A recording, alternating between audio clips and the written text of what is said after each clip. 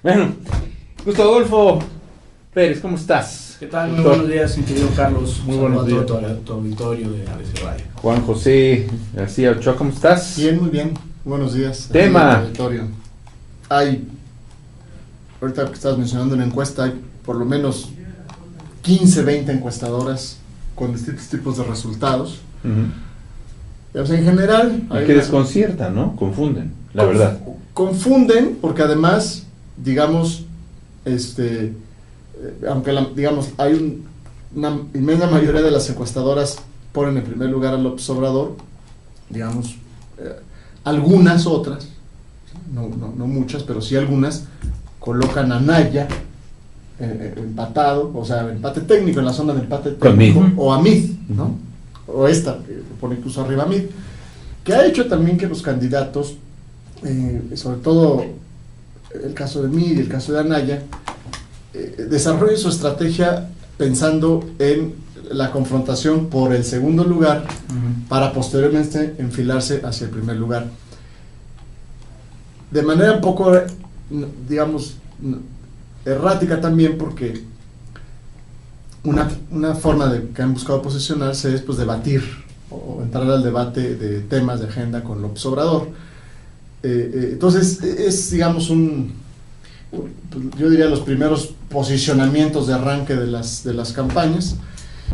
Yo creo que va a ser muy importante por toda esta gran cantidad de encuestadoras, de datos, etcétera, que se están manejando por distintas fuentes. Hay encuestas que son en domicilio, otras telefónicas, otras por redes sociales, Facebook, etcétera. Y entonces yo creo que va a ser muy importante que el Instituto Nacional Electoral también oriente al ciudadano sobre este tema de las encuestas, en términos de cuáles son las encuestadoras que se han registrado ante el instituto, digamos, y han cubierto una serie de requisitos de confiabilidad, cuáles no, también para ayudar sobre todo al ciudadano a no generar esta situación de confusión.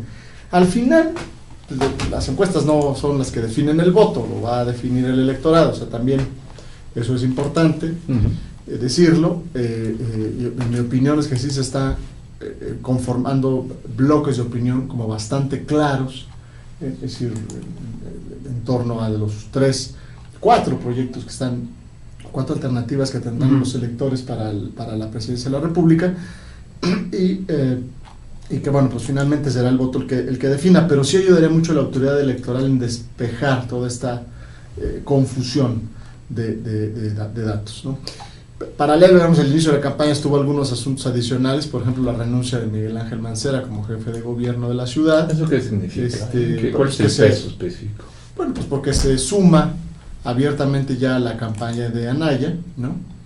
Pues parte de un compromiso que se había adquirido y que incluye pues su propia candidatura al Senado de la República, que no fue cuestionada, digamos, por las autoridades electorales hasta el momento. Me parece también que siente un precedente pues muy delicado, que en su momento habrá que revisar en el legislativo, porque la posibilidad de que los gobernadores y el jefe de gobierno, los gobernadores, jefe de gobierno, puedan ser candidatos sin haber concluido su periodo, haber mucho la puerta para la impunidad. Es decir, es prácticamente una salida pues de oro para todos los gobernadores, sí, ¿no? Entonces me parece que el precedente que se sienta no es bueno. No estoy señalando nada en concreto contra Mancera, pero el precedente me parece que sí es delicado y que eso tendrá que darse una discusión constitucional pues en el futuro próximo. Muy bien. Bueno, pues yo retomo también aquí esto que está comentando Juan José. Yo creo que lo primero que hay que, vamos a ver. Lo primero que hay que tener en cuenta son los números que se están manejando en las diferentes encuestas. Por lo general, la mayoría de las encuestas vienen manejando un 37 a un 44% para Andrés Manuel, mientras que en el segundo lugar prácticamente todas ponen a Ricardo Anaya entre un 25 a un 31%.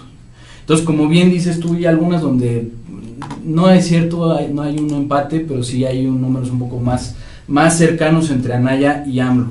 y en casi todas aparece con un 30, abajo siempre del 30%, eso prácticamente en todas las encuestas abajo del 29% a José Antonio Meade. Ahora, a mí lo que también me sorprende es ver el número de indecisos en la mayoría de las encuestas, que anda por el 30%, y de esos... Y eso puede variar todo, ¿eh? No, fíjate, no solamente eso, no solamente están en ese paquete los indecisos, en ese 30%, sino la gente que no va a votar, que ya declaró que no va a votar, y eso nos reduce a que menos del 10%, alrededor del 6% solamente, son esos indecisos. Eso nos está diciendo algo bastante complicado de entender para los candidatos, y es que ya el margen de error se va reduciendo, o sea, se va reduciendo bastante.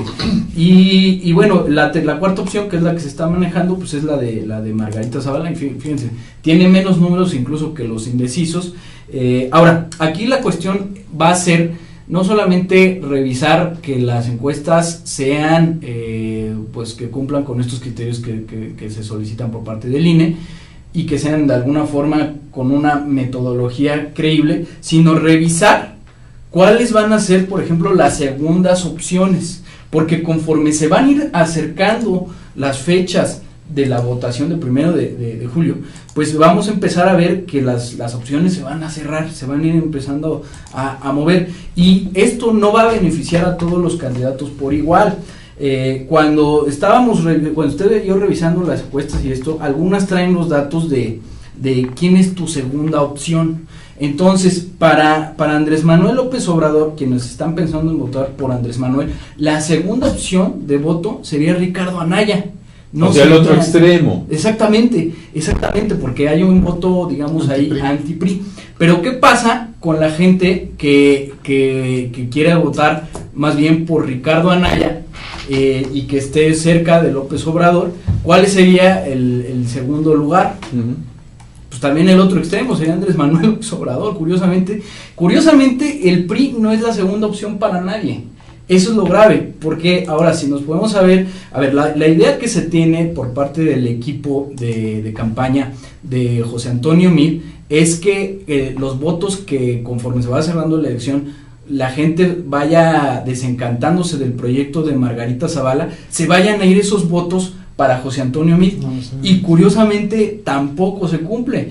La segunda opción de los votantes de Margarita Zavala es Ricardo Anaya. Entonces, de alguna forma, el que se puede ver mayor beneficiado conforme se van cerrando las elecciones, pues es Ricardo Anaya en primer lugar, y en segundo lugar López Obrador, con digamos que el voto de tu segunda opción conforme se va cerrando. Ahora, el escenario más probable, pues es precisamente ese, que la gente que ya está decidida por Andrés Manuel no vaya a cambiar su opción de voto, pero sí la segunda opción. Y si lo que estamos revisando en estos datos que están dando las diferentes encuestadoras es ya una tendencia, que yo no lo creo, o sea, debo de decir que mi opinión personal es que todavía puede haber fluctuaciones, porque a pesar de que ahorita pues todas están manejando que Ricardo Anaya es el segundo lugar, mucho va a depender no de lo que pase en los bonitos discursos y eso, sino en la espotización en primer lugar,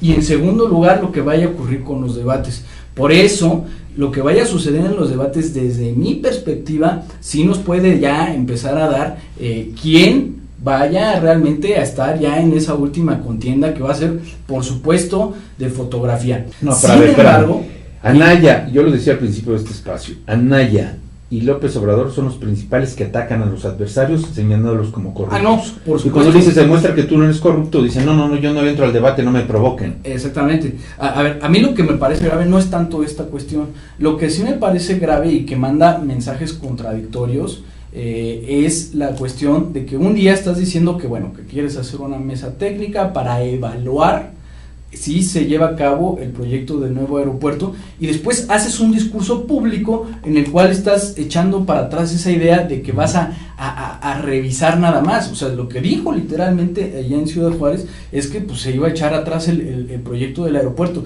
y yo creo que eso en cuestión estratégica no le abona a Andrés Manuel, pues porque lo hace ver de una manera pues incongruente. ¿no? O sea, yo eso es la única parte que me queda un poco, que no me queda muy claro de lo que está sucediendo. Ahora, hay otras cuestiones que están del lado de lo que está sucediendo, ¿no? Y es quiénes están entrando a todas estas candidaturas, porque también es parte de ese discurso, ¿no? De que tú quieres poner gente buena y que sea rentable políticamente. Y a mí me sorprendió ver en el escenario otra vez a este señor Jesús Valencia, que fue el delegado en Iztapalapa, que se metió allí en un problema porque chocó una camioneta en estado de ebriedad, ¿no? Y que parecía que ya había sido borrado del mapa. Bueno, pues resulta que ahora se convirtió también a Morena y puso a 3 de sus candidatos a diputados aquí en la Ciudad de México, a Guadalupe Aguilar, Miguel Macedo y Miguel, me parece que se llama Miguel Ángel, o Miguel Álvarez, no voy a decir segundo porque luego no. Y son estos personajes que uno pensaba que ya se habían olvidado políticamente y que otra vez vuelven a resurgir cuando... No, pues ahí está Poncho de Nigris, pues bueno. A veces va por el Partido Verde, ese no se el lo Pato va Zambrano. a Morena. No, pero bueno. lo que estamos viendo es eso, ¿no? Hay hasta cierto grado, parece ser que las campañas están muy bien montadas, pero yo sigo viendo mucha improvisación. O sea, el Partido Verde, ¿qué tiene que andar metiendo a Poncho de Nigris, no? Bueno, pues ahora sí que en cada distrito.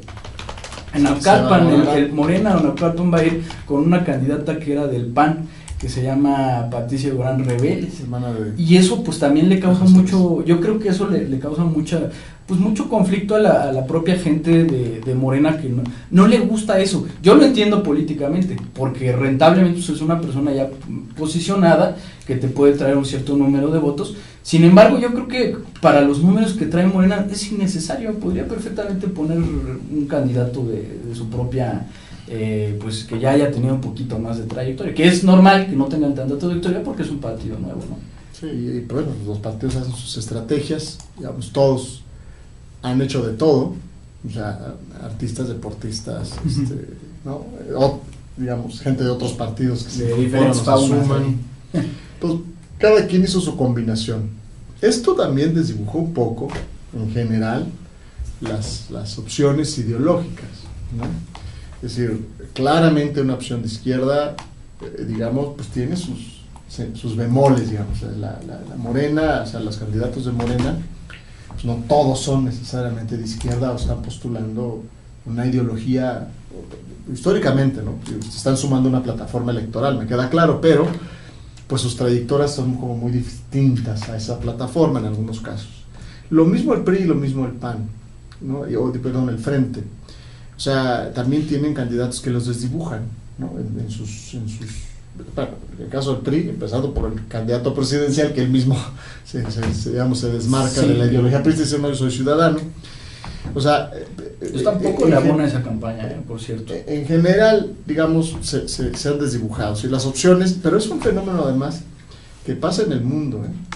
Es decir, si uno revisa los últimos procesos electorales, por ejemplo en Europa o en América Latina, casi todos los partidos, digamos, históricos o ideológicos tuvieron malos resultados cuando se presentaron como opciones puras, pero cuando ha habido estas figuras o opciones de sumar de distintos lados, la candidatura de Macron en Francia u otras, digamos, han permitido, digamos, que se tengan resultados mucho mejores en las elecciones.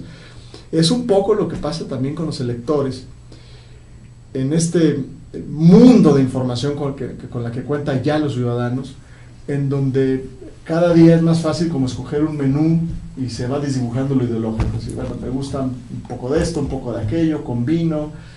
Es decir, y así se están presentando. Sí. Entonces, ¿qué es? Digo, esto es un reto, bueno, esto es una realidad en la elección, pero va a ser sin duda un reto en lo que sigue, porque entonces cuando vengan las discusiones sobre los temas de fondo en el Congreso o decisiones presidenciales que se tengan que tomar, cuando se tenga una carga ideológica, pues muy seguramente va a tener problemas en su implementación, porque va a haber bloques ideológicos en el Congreso que no necesariamente y eso es algo van a obedecer que a las lógicas pasa de los un partidos. tema, mi querido Juanjo, que es fundamental, y yo creo que esto tiene que ser crucial, y el auditorio tiene que estar muy consciente de esto. Por más que se quiera ver que a pesar de que hay en este momento un candidato que lleva mucha diferencia conforme a los segundos lugares que se pueden disputar quién sea el segundo lugar, hay un hecho que va a ser consumado este 1 de julio y es que va a haber un gobierno dividido. La Cámara va a hacer una serie de camarillas, precisamente por lo que estás comentando, Juanjo. Cuando tú empiezas a ver que hay esta dispersión ideológica tan amplia, lo primero que hay que tomar en cuenta es que esto tiene una repercusión en cuanto a la credibilidad institucional de las propias instituciones, llámense partidos políticos, llámense las cámaras, tanto de diputados como de senadores. Esto es lo que se llamaba Klaus Hofe en la crisis de los partidos, de la democracia, ¿no? Pues porque ya no hay ideologías totalmente identificadas. Y ahora, ¿qué sucede? A mí lo que me preocupa es qué va a suceder con este perfil de los nuevos mexicanos, lo que ahorita le están llamando el voto millennial, y los que siguen, que son el voto centennial, que todavía no votan, pero van a votar después. Fíjate que vi ahí unos datos de una encuesta de un medio que se llama Nación 321, que decía que el 51% de estos tenían la intención de votar por Andrés Manuel López Obrador y el 29% por Anaya. Pero lo que me dio más curiosidad es que la tasa de indecisos está por arriba de la media, por arriba de las demás encuestas. O sea, cuando tú lo haces enfocado solamente a este tipo de población de gente joven, se eleva a 35, casi 40% de indecisos. Y no solo eso, tuvieron una tasa de rechazo de la encuesta, o sea, es decir, que gente que le dijeron, oye, ¿quieres participar? Y les dijeron no, de 54%. 54% es muchísimo. Lo que nos está diciendo ahí es que hay una verdadera apatía, un desencanto, una forma de ver la política como algo ajeno, y yo creo que eso es en lo que están errando precisamente los candidatos. O sea, están muy metidos en el rollo de que el numerito que sube, el numerito que baja, pero no se ve que estén echando la semilla para los votantes para el día de mañana. Cerramos, Juanjo. Para esto hay que ver, por ejemplo, cómo se están moviendo los candidatos en redes sociales, que es un poco estas nuevas formas de participación que tienen los ciudadanos. Yo creo que es contundente la diferencia de las estrategias. O sea, en el caso de López Obrador es así, digamos, es abrumador, digamos, frente a los demás, el número de participantes en redes sociales que se tienen. Entonces, hay bemoles. Hay bemoles, claro. Hay bemoles porque también es el que utiliza más bots. ¿Qué es eso? Pues, la gente pagada que no existen, usuarios que no existen, ¿no? Ajá. O sea, pero bueno, lo que pero prefiero es además, quién está sumando a todos los demás candidatos, es el que tiene más. ¿Quién está utilizando más esa estrategia que los demás? Ahí me queda claro que es a mí también. López Obrador. Muy bien. Se está moviendo mucho más justo en esos círculos de decisión. Hay que ver qué resultado van a tener las redes sociales. No creo que vayan a ser definitorias en este proceso. Más adelante sí, pero vamos a estar muy al pendiente de lo que vaya a suceder. Muy bien, Juan José García Ochoa, muchas gracias. Gracias. Gustavo Pérez, muy buenos días. Quédese con Jesús Michel, continúa en Misión a las 12 del mediodía desde el piso 10, programa especial conducido por Miguel Ángel López Farías, a las 6 de la tarde Ivonne de la Cruz, mañana a las 7 en punto. Miércoles de Rompe Semana, aquí nos encontramos. Soy Carlos Ramos, el mejor de todos los días.